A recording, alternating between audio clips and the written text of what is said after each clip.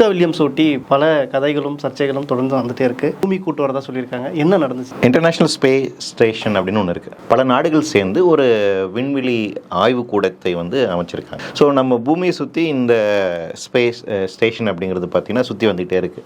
ரெகுலராக பூமியில் நிறைய விண்வெளி ஆய்வு செய்வதற்கான நபர்களை நம்ம விஞ்ஞானிகளை அனுப்பி வைக்கிறது ரொம்ப வழக்கம். இப்போ திரும்பி வர வேண்டிய அந்த விண்வெளி பயணத்துக்காக அந்த ஸ்பேஸ் ஷட்டில் பார்த்தீங்கன்னா பழுதடைந்து இருக்கிறது உங்களுக்கு தெரிய வருது. அது போகும்போது சில ப்ராப்ளம்ஸ் இருந்துட்டு இருக்கு. திருப்பி இனிமேல் அந்த ஸ்பேஸ் ஷட்டில் இவங்களால ரிட்டர்ன் ஆகி வர முடியாது. அப்போ என்ன பண்ணணும்னா வேற நீங்க இன்னொரு புதுசான ஒரு ஸ்பேஸ் ஷட்டில் விண்வெளிக்கு அனுப்பி அந்த ஸ்டேஷனோட அதை கரெக்டாக லாக் பண்ணி அதுக்கப்புறம் இவங்களை மீட் எடுத்து கூட்டு வர வேண்டும். என்ன சொன்னாங்கன்னா எப்படி பார்த்தாலும் ஏறத்தாழ 6 மாதங்கள் ஆகும் அப்படிங்கிற ஒரு அறிவிப்பு வெளியிட்டாங்க.